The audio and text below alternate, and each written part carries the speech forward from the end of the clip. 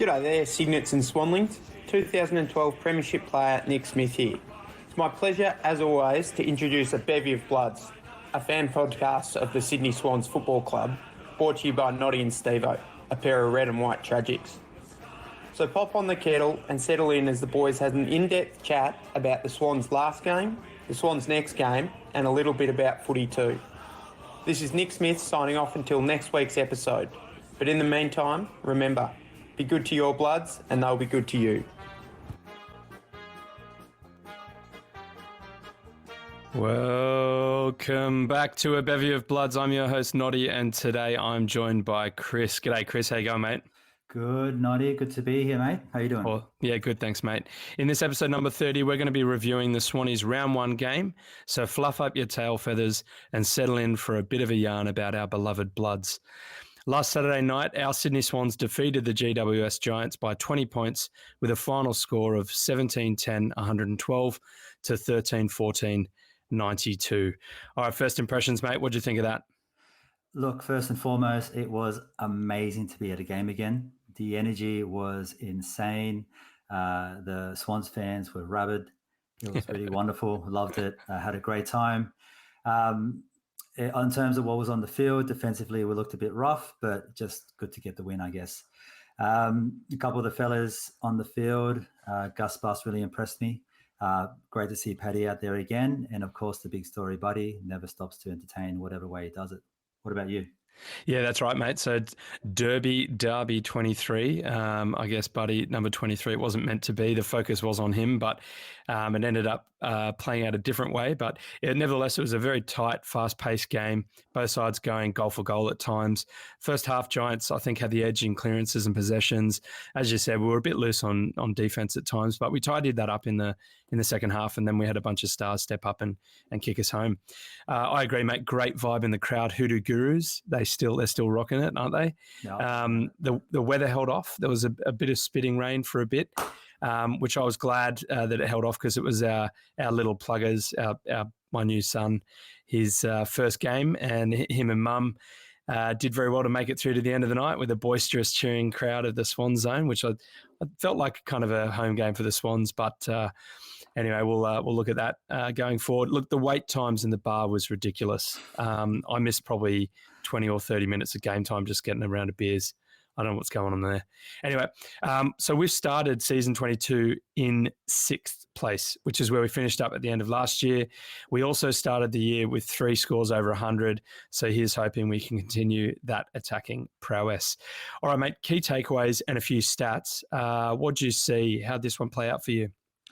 Yeah, look, I touched on that just at the beginning of first impressions. Our defensive line from the get-go looked, if anything, disorganized, a bit lacking. They really did have an easy run to get in, to have opportunities at goal.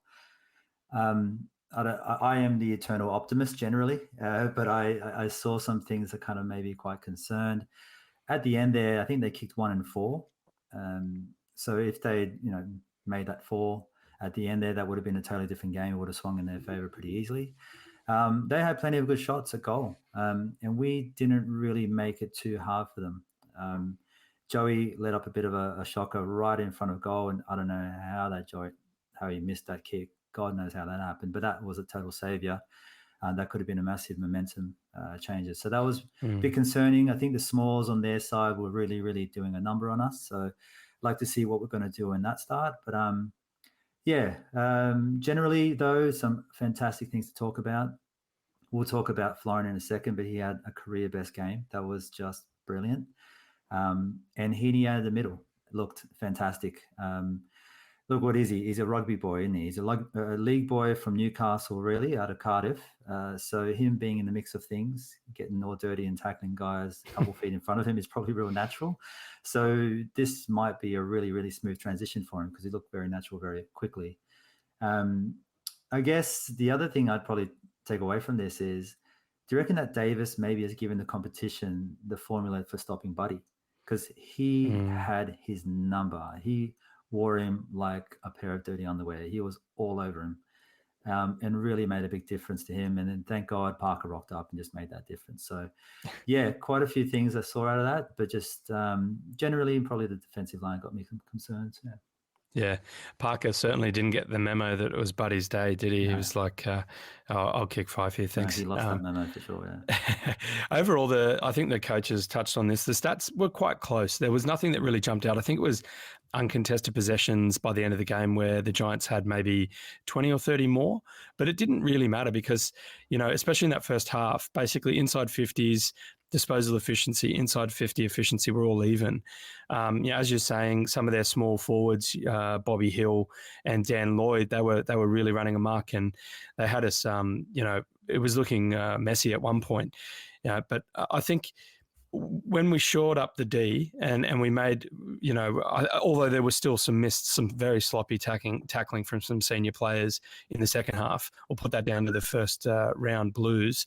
But once we shored that up, and we evened out some of those other areas like clearances, possessions, we kept that tackling, which Rowie was just unbelievable. We evened out those areas. And as you said, mate, really, we kicked 4-1 in the fourth and they kicked 1-4. Brander had a debut he'd sooner forget, I think.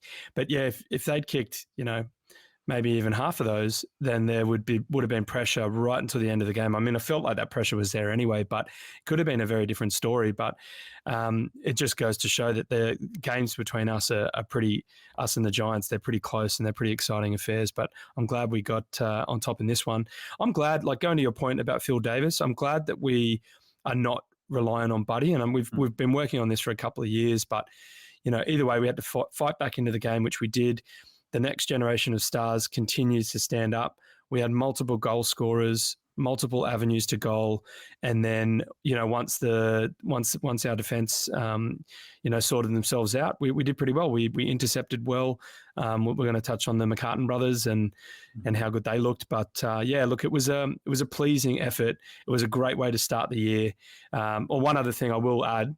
Our top 7 inside 50 getters were all next gen and junior players. So in order from top to first to seventh, Mills, Blakey, Florent, Goulden, Rowbottom, McInerney, Campbell, and then Parker. So that just goes to show that our senior players are moving around the ground. As you said, Joey up back, Parker up front, and we're relying on this new core of midfielders to step up, and didn't they? How fantastic. All right, mate.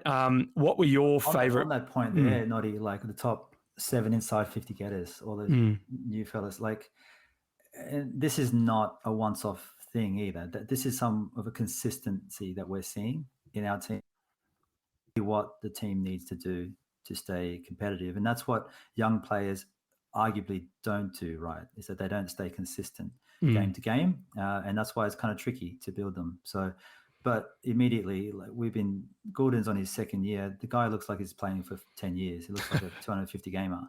Like, just little things like that, just making an enormous difference from the very, very get-go. We'll talk about some of the other players in a second, but I think that is the biggest key that we're walking away from, is that we're having insanely consistent games from some very young players.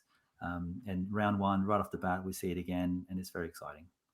Yeah, I mean, I think what you're referring to is like the form that we carried through to the finals last year, and then if you consider that in a chunk of footy, leading it over the preseason and then into round one, we're seeing a definite trend here that we're actually able to rely on some of these youngsters to get the job done in the middle, where it might have been more of a split of that senior players last year or even the year before that. But, we'll talk off before we started recording. We're talking about centre-bouts attendances and how it's the junior guys coming through again. So, it played out like that. It looked good. Obviously, Parker stepping up really saved us. But, we'll get on to him in a minute. All right, mate, favourite moments. What were your favourite moments of the game? So give us an individual favourite moment from a solo player and also like a collective team play type thing.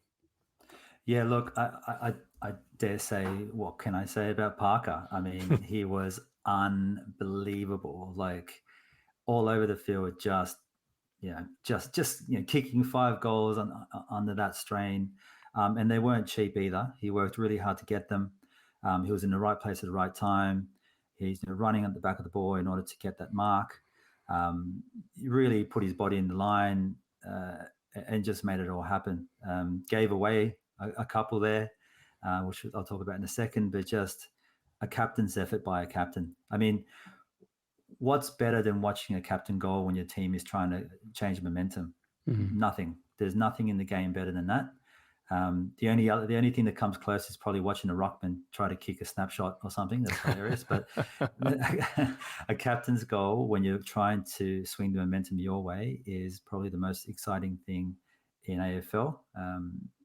And yeah, just to see Parker get at it week in, week out, it's just brilliant. So yeah, he was huge in terms of a team effort. A really, really great moment in the fourth quarter. Heaney's second goal started off with Tommy. A mad effort to deny Brander. Joey has one of these great moments where he clears the pack over to McLean. Hayward gets it, handballs off to Gordon. Gordon comes off halfback, absolutely screaming down the center, bounces twice, looking insanely confident while he's doing it. Kicks inside the 50. Heaney does a great job to contest. He gets to the ground and then Parker gathers it in the way that Parker does, super smooth inside ball that he is. Make sure he gets him some space and has the quick mind to pass it on to Heaney, who just has an easy goal. So it's just huge. Like that was a mad moment all the way from the back to the forwards, and we have some fantastic players that touch the ball all the way through. What about for yourself, individual? Yeah, mate. Look, all of Ollie Florent's goals were class. They showed speed, strength, creativity. And I think we put one of those videos up on our socials. You put that together. I thought that was classic. He just that second goal to me, just if he can continue that level of confidence and play, it's going to be a big year for Ollie, because he basically fended off another junior player, but a highly touted junior player, Lockie Ash, right? Fended him off. Turned him inside out. I'm surprised he didn't break his ankles and fall on his butt. And then he turns and goals. Just super smooth. Yeah. Just unreal to see that Oflo is starting to believe, I guess the hype, for want of a better term. But I guess the thing is here that he puts it together and is able to, deliver consistency. But we'll talk about him in a minute. My favourite moment from the team was Campbell's long-range goal in the third. So we lose the centre clearance. It goes over to the far side boundary wing. This is from the broadcast, I mean. Juzzy helps. So McInerney helps Blakey. Blakey slaps it along the line to keep it in. It goes to Goulden. Goulden spots McLean out of I don't know how he does this. Out of the corner of his eye, does this deft little chip inside that just, I don't know how many players out of 100 would have found that or even thought that was an option, but it was just unbelievable to watch.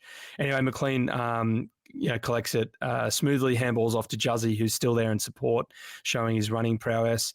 He goes short to Parker.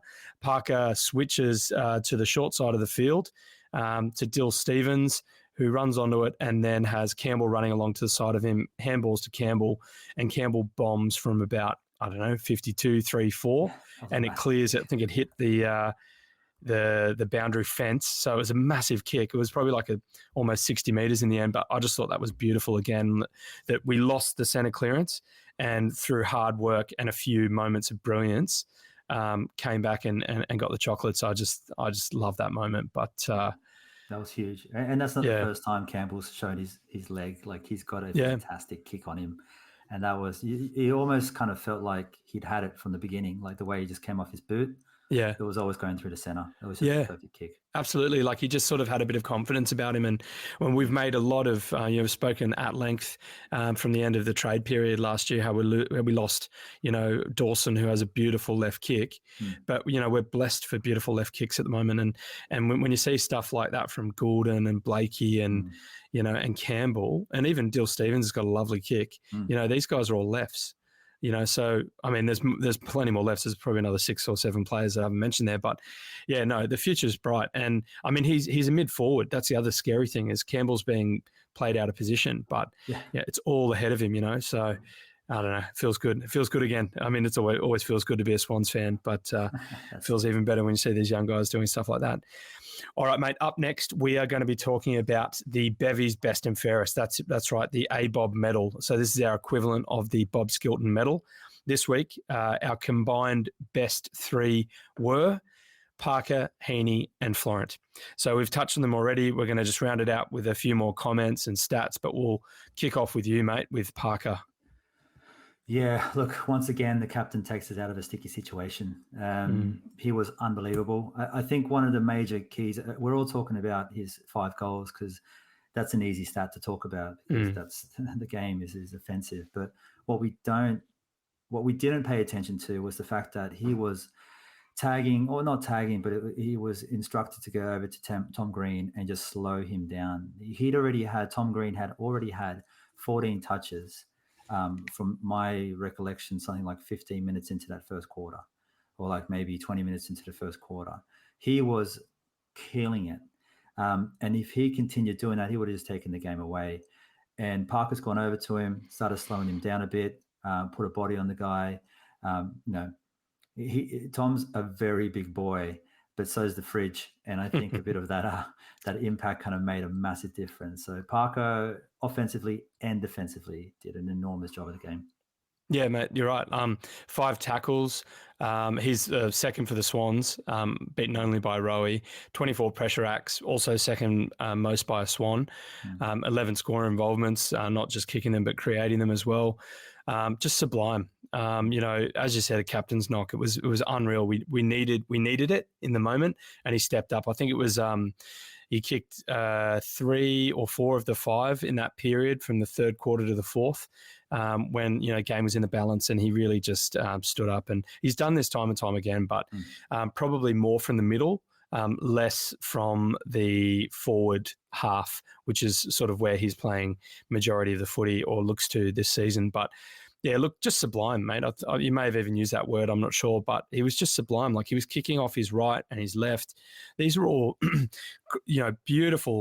beautiful moments where he's crumbing, he's really soft hands, getting the ball off the ground and just hooking it right and left. It was just unreal. The 4-year contract at the end of last year, or, before, worth it, right? Worth it. Easily justified in the first outing. I mean, I know 4 years is a long time, but when he's doing stuff like that, we're very, very lucky. Yeah. But, so the last time I dug into this, the last time he kicked 5 was in 2015, round 7 against Geelong, funnily enough at Stadium Australia, where he also kicked 5-1. So I made the offhand comment that maybe we look to start playing in Stadium Australia every week so Parker can... I think you're going to have some pretty upset Sydney siders if you Me too, mate. I remember. I was like, get us out of here. Let's go to the SCG. It reminded me, going back there, why I hated going back there. It's not only are the lines to the beers and everything just an absolute shocker, but most importantly, fair enough, you're going to be sitting in line to go do stuff because it's a stadium and there's 25, 30,000 people there at the game this week anyway. But there's no screens to even watch the game on like a 5-second delay or anything. Like, at the bar, you mean? At the bar, there's no screen. Yeah. There's one cathode ray tube screen from 1994 up on the wall, and that's all they had. Like, it was a shocker. It's a pretty ordinary place to be at. Yeah, mate. They needed to take some of the budget from the Megatron, that gigantic screen from inside the stadium, and splash a few 75 inches in the beer line. But I'm with you there, mate. Don't get me wrong. That was it's an impressive screen. That was crazy. No doubt about that. That's a wild screen, but it also, that's where all the budget went, obviously, because it wasn't anywhere else. It's like, it's been the same stadium since 1999 when they built it out, and they haven't changed it. So that's it. They haven't fixed the irrigation either. We had players slipping over left, right, and centre. That's right. Hey, mate, let's get on to Heaney. Isaac the Heat Heaney. All right, so over to you, mate.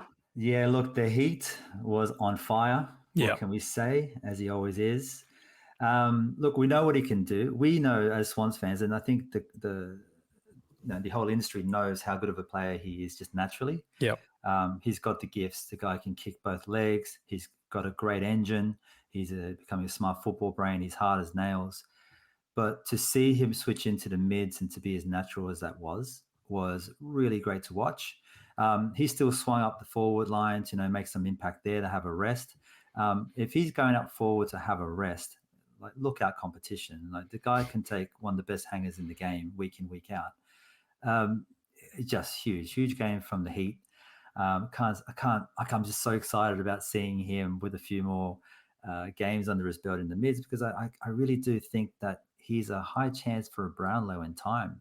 The Brownlow is only ever given to the mids because they're right in front of the umpires and everything, right? So they get a lot of they got a lot of the ball, and they're out there getting the stats and are all pumped up.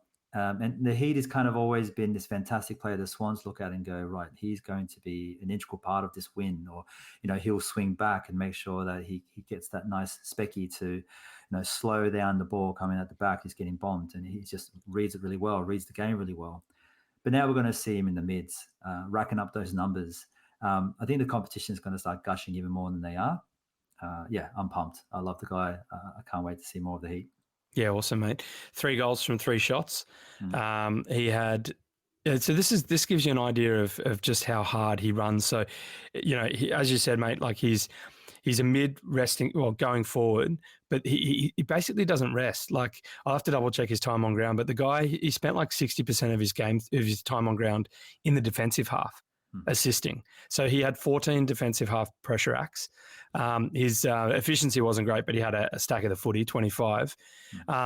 He's tackling. He's third highest tackler for the Swans. Just 22 pressure acts in general. He's all over the park. He's clean, elusive. He's impossible to mark up on. In terms of centre bounce attendances, as we mentioned earlier, he was actually on par with Parker and Florent. So if you think of the games that they've had, and these are the bulk. This is where the bulk of our goals came from. Parker 5, Ollie 3, Heaney 3. Right, they're playing similar games, but they all have the ability to chop it up and switch role. So as you said, when Tom Green was getting off the hook, that's when Parker went and had the majority of those centre bounces to stem his flow. But it's so relieving that we've got I don't want to say similar. I think Parker and Heaney are probably more similar in terms of what they can do on a footy field than Florent. Both Parker and Heaney can fly and take spectacular marks. But, as we said earlier, like if Oflo can start to play like he did this game, then if we have those 3 guys, because the other big point here is that, with Papley's out for the first probably month of footy, right? And he's kicked 30, 40 goals for us. And so, we need to fill that void. And so, especially as Davis doing such a good job on Buddy as he did, we need to find other ways to goal, with the likes of McLean as well stepping up. So, Heaney was just sensational. It was great to see. And it's exciting that, hopefully he's going to build this, combination with Mills, his junior academy mate, and just continue to form this, left-right combo. It's very exciting. It's so funny that they are such different players. Yeah. In essence, like they are so different. So, yeah. But they've got their own insanely important skill sets between themselves. And you would take any one of them first round of any team if you're going to build it out, right? That's the kind of depth we have with these 2 fellas. It's just grand to watch. They've been around for as long as they have, and they're going to be around for a long, long time. Melbourne did, mate. Melbourne bid on Heaney at pick, I think it was 3 or 5 or something. Obviously, we bid, we matched that, and then they took Petrarca. And then the following year, Melbourne bid on Callum Mills and took Clayton Oliver. So in my mind, Track and Clary are one up on our boys because they won the flag last year. But it's an interesting 4 players if you think about it and how their careers are going to play out. But that's not really for this topic. But you just had me delving there, going down the rabbit hole. All right, mate. Let's finish up with Florent there. How about you? Yeah, Florent, man. Like I last week during the ABOB preseason review, yourself and Steve-O kind of gave the bit of the word. You basically just summed up his career. And we'll come into grips with the fact that maybe Florent's career isn't going to be that A-grade talent that we were all expecting.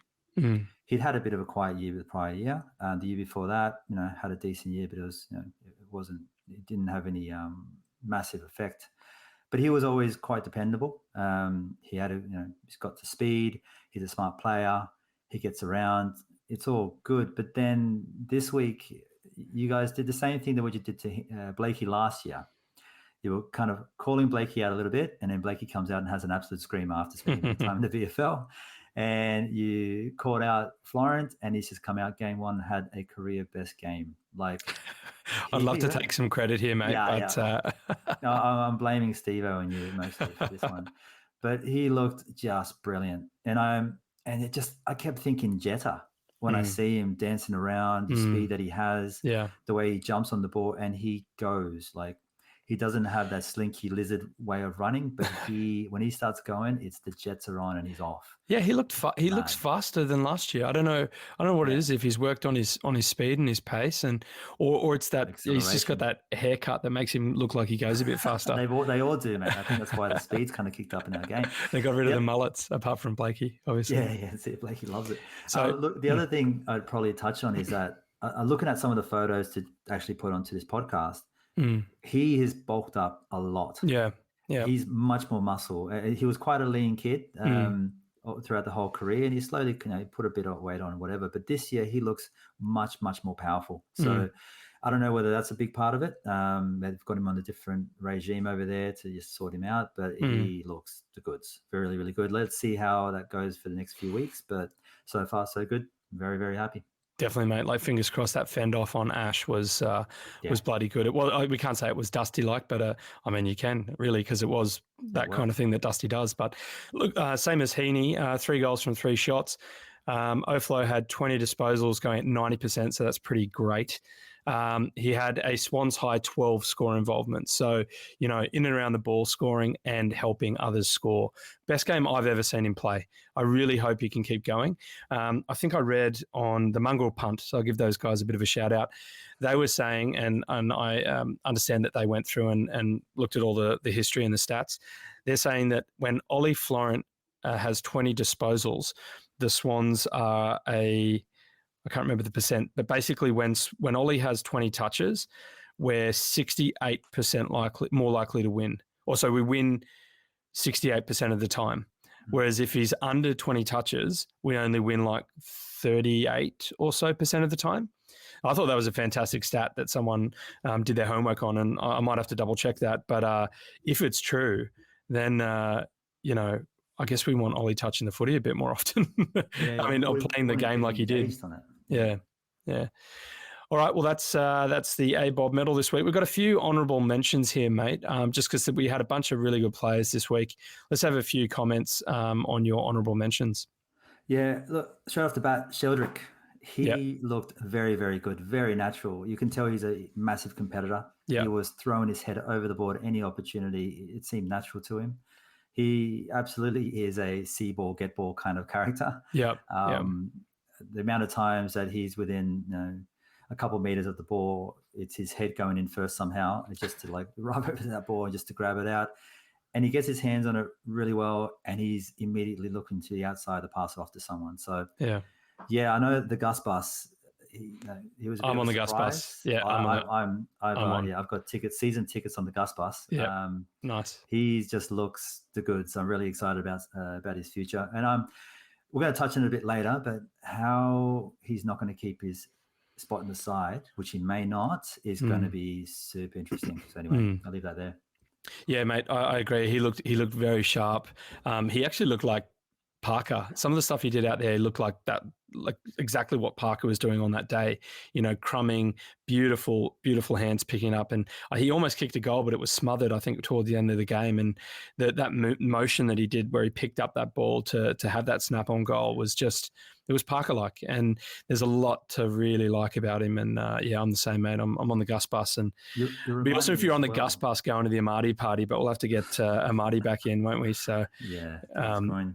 You actually reminded me too. The first goal was, we kind of crumbed it into the pocket, and then it was actually Gus Bus who did a little poke with his toe to get it towards goal. Now that's the kind of stuff that you see, a smart player doing. Hayward did it a bit later down the park, but that's just get it in a dangerous area, and he just put his foot on it, put it towards the dangerous area, and we got a goal off the back of it. So I think he's primed to just kick off straight away.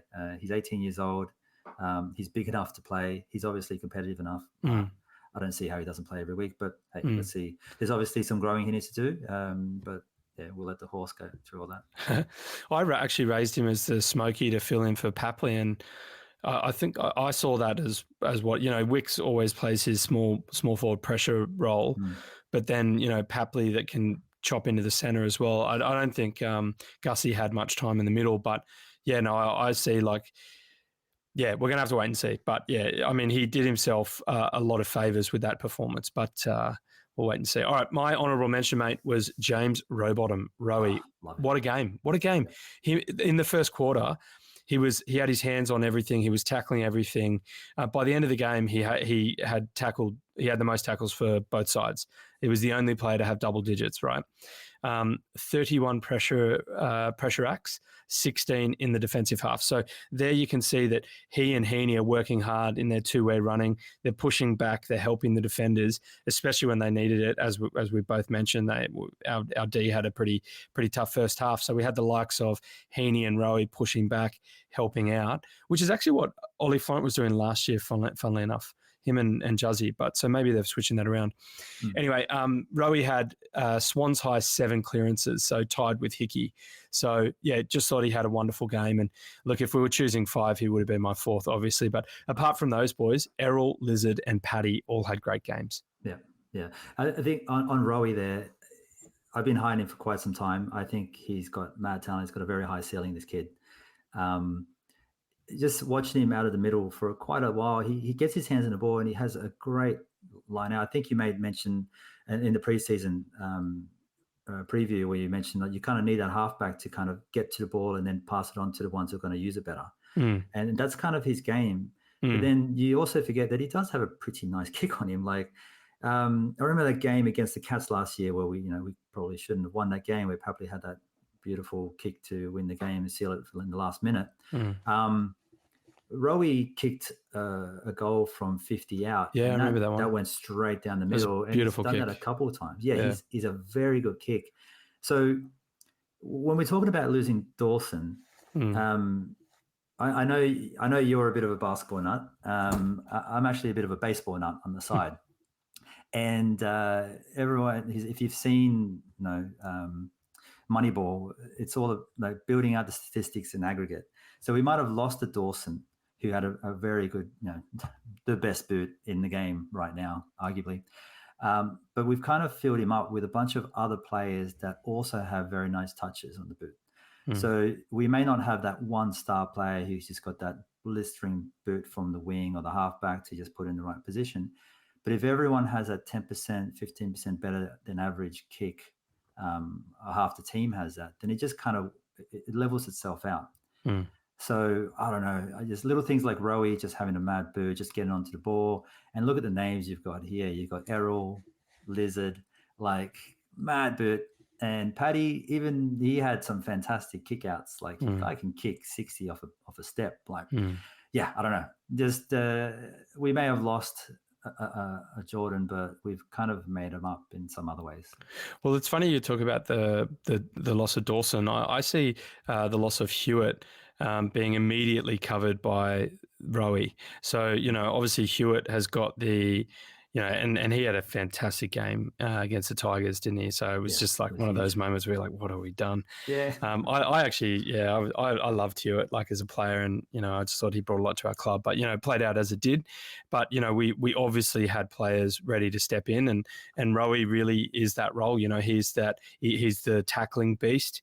He can have a run with roll if he needs to. I don't know if he had any specific tasks, any targets this time, but, he was everywhere. And if you can continue to play like that, everyone has clangers, right? Joey Kennedy, we're going to talk about in a moment. Not everyone's always 100% of the time, especially if you've got, more than, if you're having more than 10 or 15 disposals, So, I mean, if you can get 100% kick efficiency, that's fantastic. But, it's not always about that. As you said, we just want him to dig it out and get it forward, especially with Warner still out, because Warner is very good at that as well. Yeah. All right, mate, if you're cool, let's move on to next section. That's just some hot topics. So I'm just going to say a few things, and we'll just chat about it as they come up. So In terms of injuries from the game, we were good apart from Juzzy's knee knock, which happened right towards the end of the game. Horses said that it wasn't serious, but I think it's a watch and see. I really hope he's okay. I didn't really get a chance to have a close look at the actual incident. Did you see it, mate? I actually didn't even notice it until it got mentioned on Twitter. Okay. That I saw today. So yeah, I didn't see the moment. If Horse says it's not too serious, and Horse is typically honest enough anyway. He would just say he'll just talk around the question if there's something to worry about. Yeah. So yeah, I look, put him on a bit of cotton wool as well. Like, don't take chances this early in the season. We expect a lot from him, and he's been quite consistent the last couple of years. So do what we can to make sure we get him at full fitness, I think. Yeah. All right. Well, let's see how that goes. Here's a question that's hot on the mind's lips and thoughts of a lot of Swans fans. Is Joey actually suited to be playing in the back half? I don't know why this was an option. He's never that way inclined. He's always been in the middle. I know we're trying to change up his role because we want him to last a couple more years, and we've got some fellas to put in the mix, and we want to make sure they get their time to learn the craft. And you'd be silly to have a sideline. It's not the kind you want to be doing. But yeah, him one-on-one with anyone was a rough affair to watch. It was he's a bit flat-footed. Joey, he doesn't have that spring in his step. He's not the kind of fellow who's going to go out there looking for a mark and float over to a ball. He's going to wait till it gets down on the ground and then just absolutely reef it off the person that gets to it first, tackle them and probably hurt them and make them wish that they never played against him. That's his game. And so I think having to change it up to be this sprightly moving halfback is a bit of a weird way to go about it. What do you think?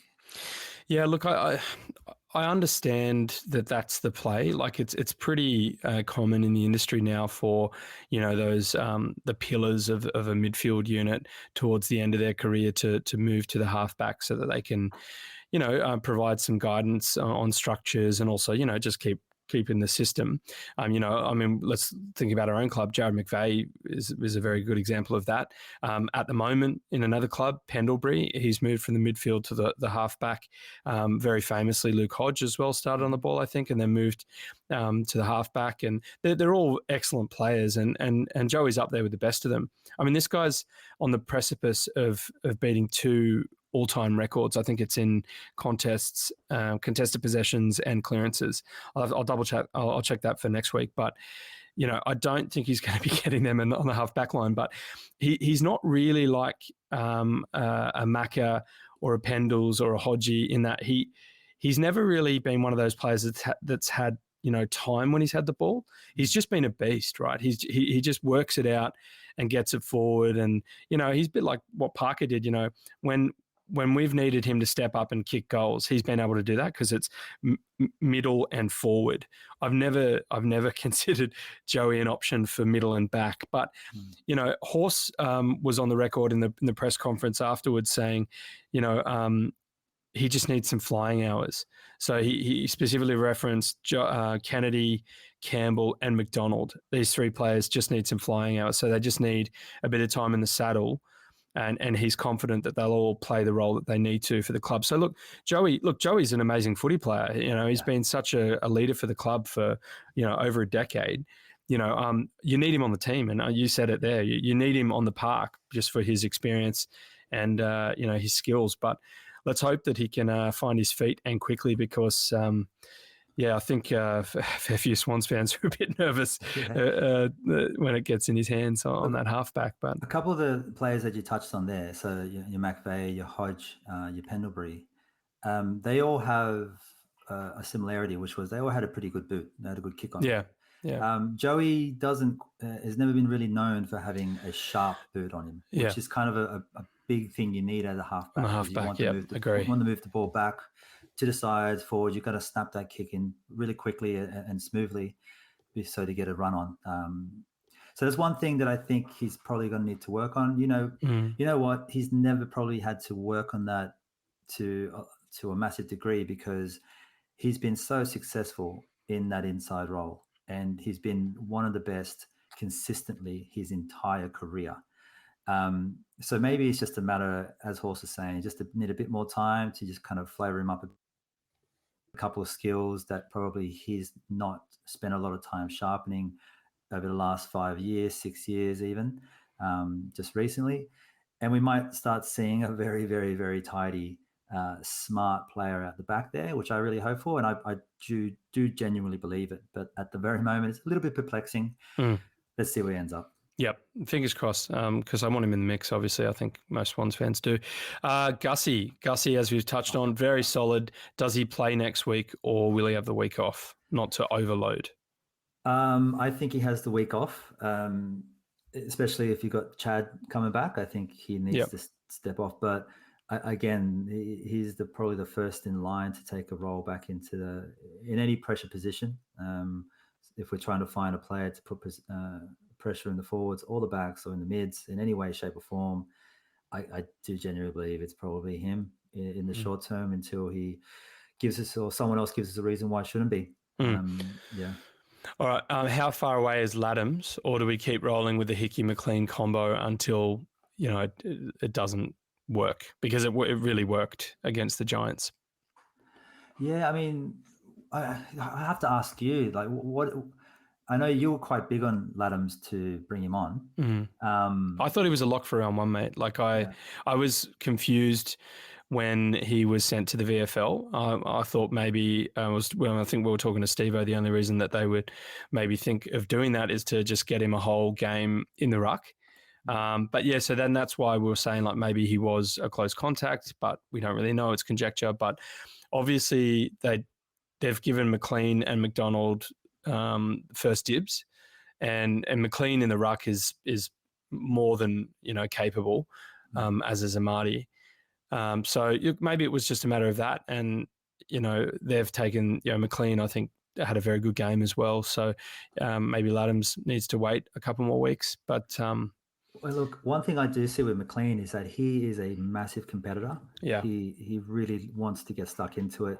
I don't think there's few players that get as pumped up as Papley, as we all know, but McLean is kind of up there. Like when something goes his way, he wears that emotion out. When something doesn't, he makes a mistake, or a ball's gotten away from him, or another player's kind of gotten the better of him.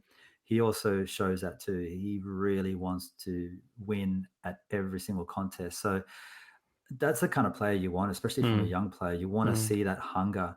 I see it week in, week out with him, and he's not given me any reasons why he shouldn't be playing. So we know Laddams is really, really good. Is he that much better than McLean is my question. Yeah, look, I think, it might be that if Hickey needs a week off here or there, then maybe that's where they, if McLean continues, maybe that's how Laddams forces his way in. But we spoke on the podcast last year, the running numbers that McLean does is elite in terms of kilometres per game. It's up there with midfielders. So this guy, as you said, he's a competitor.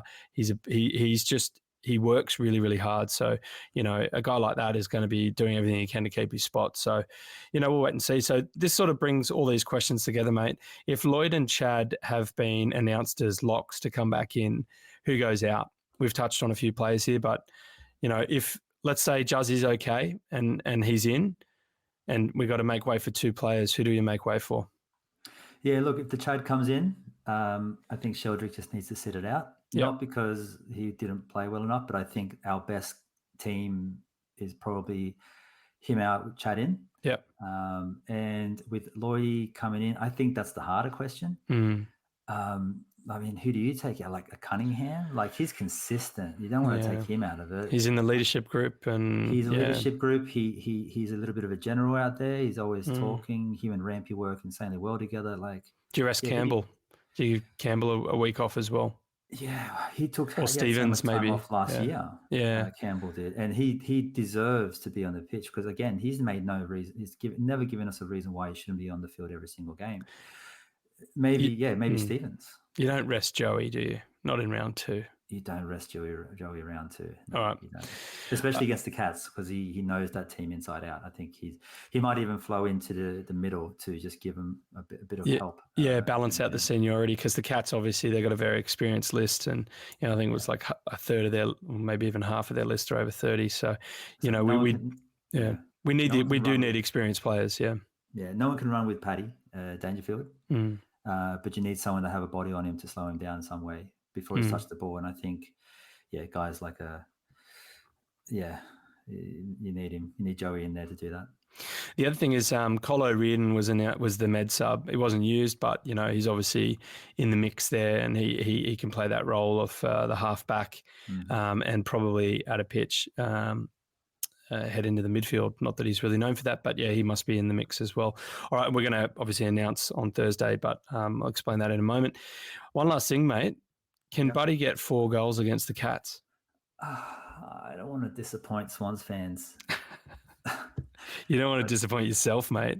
Well, I'm going to Game 3 down in Melbourne. But you're going to round 2 as well, right?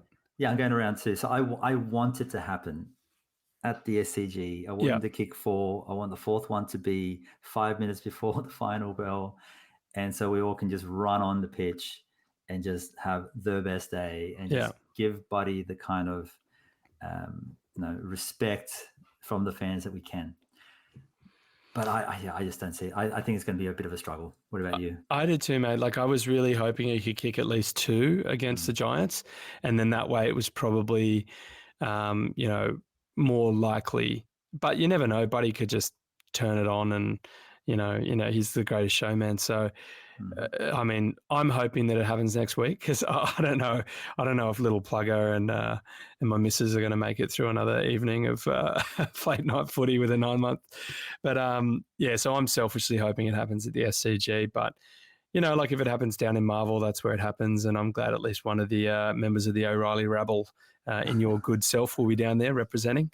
So look, we're all excited. I think the excitement hasn't gone away, and I'm excited for him to, once he's beyond the 1,000, to be honest, to then have a crack at, the next 2 players in line. 1,031, I think, for Gary Ablett, and then 1,057 with Doug Wade. So, if he goes on for another year, which he quite can do. Fingers crossed, mate. I hope so. Like, if he's good for another 30, 40 this year and similar next year, there's no reason he can't end up being 4th best time.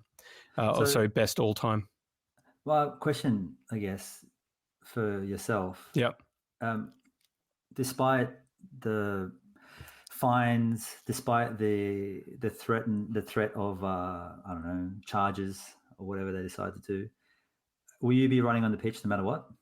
So, I mean, obviously, logistically, there's some considerations with a baby carrier and then a baby. And then, so I think the plan for us is to hold back once people have gone on, and that's more for a health and safety point of view for the baby. But look, I mean, come on, they've got to let us on. Come on, Buddy said storm the ground. If there's any additional fines, I'm sure Buddy will cover it. Yeah. And I did see Gil had a great answer. He what was the exact word? Something to the effect of, look, you shouldn't, but it'd be a great look. Yeah. So my official stance is don't do it, but my heart says it'd be the best thing to see. Well, there you go. Some very mixed messages from the top of the AFL. Yeah. So look, I think that's as close to a blessing as we're going to get. So, fingers crossed that it happens next week, mate. All right, mate. Well, that brings us to the end of this episode. So on behalf of the Bevy, I'd like to say thank you very much for everyone listening in.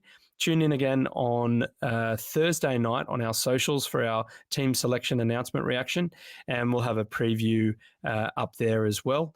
And also look forward to a quick bevy, which is basically a bevy of bloods, but we just do some game day hijinks, and we release that on YouTube. I mean, you can tell us more about that, Chris. Do you want to? I'll pass over to you quickly. Yeah, look, we're trying to have a bit of fun out there.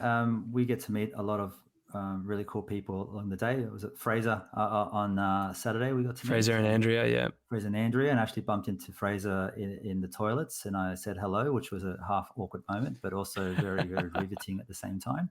So hi, Fraser, if you're listening in. Sorry to scare you at the urinal. I saw him on the train home, and he goes, "I met Chris at the urinal." I was like, "Oh man, this is all getting very." It's like we're all, it's all converged. But no, it was awesome meeting those guys. Yeah. I also met Uncle Terry from the Moody's. Darren Gilshanen, who's a Swans fan. I did a video. The sound quality's a bit poor, so I was going to pass it over to you, but we'll hopefully get it up onto our socials. And yeah, just a shout out to him. He's obviously a fantastic, local actor, and he came along and watched the footy and had a chat to him after the game. So that was pretty cool. Wow, yeah, brilliant. And I think that's really what we're trying to do, isn't it? We're trying to just kind of meet some more Swans fans, do some fun content, and yeah, just kind of, I don't know, just kind of share the love, basically. That's it. We all love the game. We all love the Swannies, and just an opportunity to meet as many of you that we can is really our goal. That's it, mate. Otherwise, make sure to keep following us on Instagram and Facebook and our other areas on the social mediums at A Bevy of Bloods for updates and announcements. Until then, up the Bloods and can you Swannies?